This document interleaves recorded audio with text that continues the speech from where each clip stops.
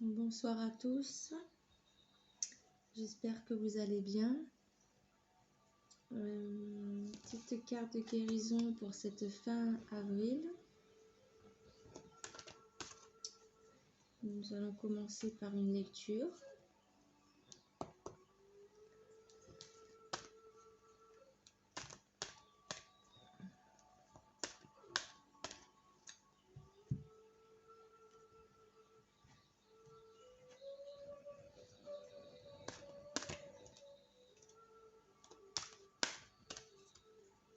Carte conseil, s'il vous plaît, les anges, les guides.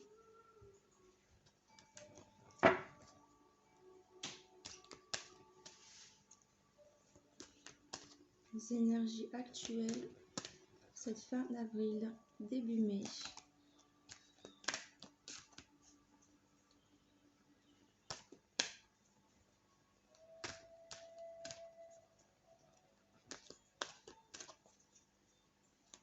Les anges, les guides.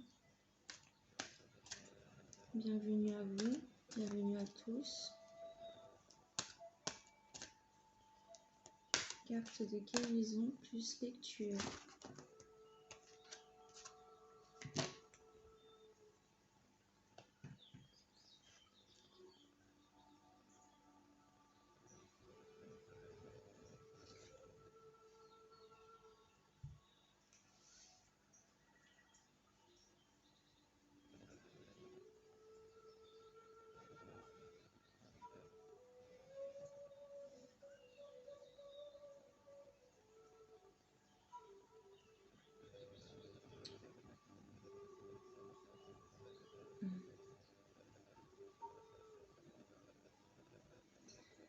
Alors on nous demande de danser avec la vie,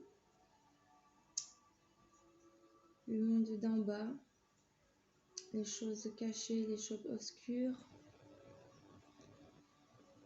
Nous devons être dans la joie.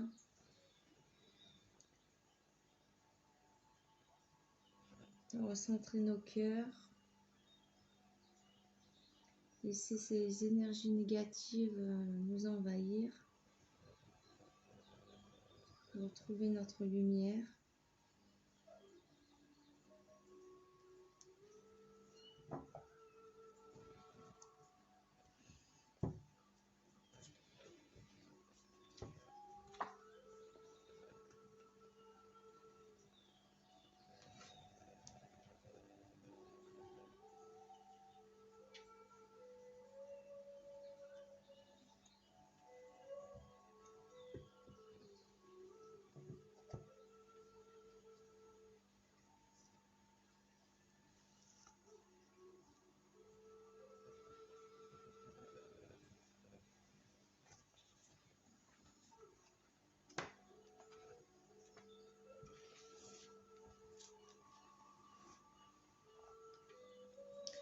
Danse la vie.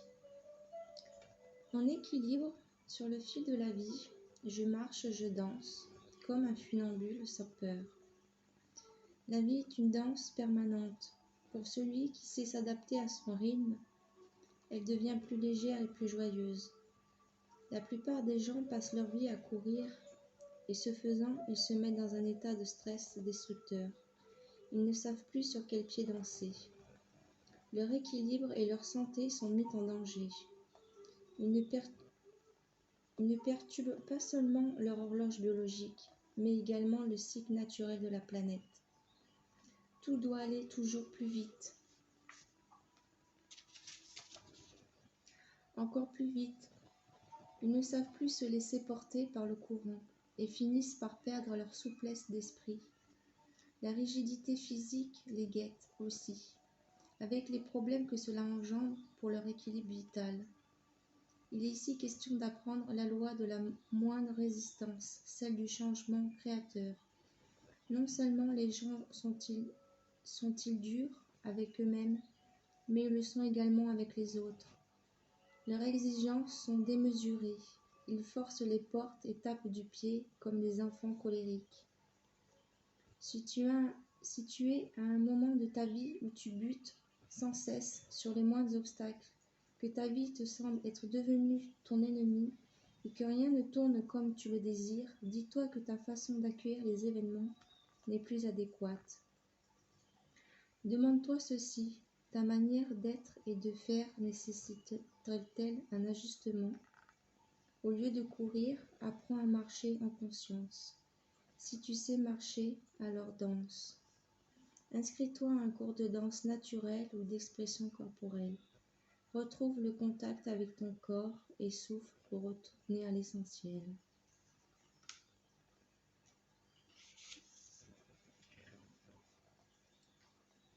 Le monde d'en bas.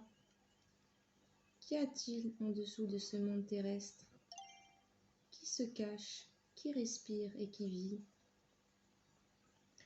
Notre réalité visible n'est pas la seule réalité. D'ailleurs, est-elle bien réalité? Les bouddhistes considèrent qu'elle est une illusion. Il n'y a pas qu'une seule dimension. Nous sommes des êtres multidimensionnels. Nous sommes tous reliés à d'autres dimensions invisibles. Et nous sommes en interaction permanente, souvent sans nous en rendre compte. Ce n'est pas parce qu'on ne les voit pas qu'elles n'existent pas. Elles s'appréhendent grâce à nos capacités extrasensorielles. Parmi ces autres réalités, il y a celle que l'on nomme le monde d'en bas.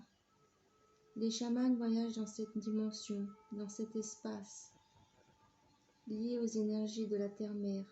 Ce sont les énergies telluriques, parmi lesquelles on rencontre les animaux de pouvoir. Nous sommes confrontés à notre instinct.